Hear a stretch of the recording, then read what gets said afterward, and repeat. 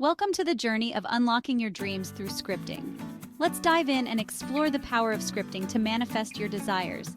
Ready to start writing your future? Let's go! Scripting is simple yet transformative. Think of it as writing a story where your dreams have already come true. Here's how to do it. Step 1. Identify your desire. Be specific. Whether it's a new job, a loving relationship, or financial freedom. Step 2. Write in the present tense as if your wish has already come true. For example, I am so grateful for my amazing job that fulfills me. Step 3. Add rich emotions. Describe how you feel, what you see, hear, or even smell. I wake up excited every morning, feeling grateful as sunlight fills my cozy room. Step 4.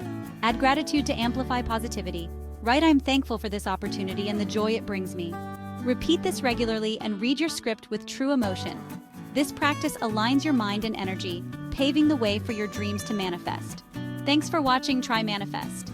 Don't forget to like, subscribe, and hit that notification bell for more tips on mastering manifestation. Start scripting today and let us know how it goes.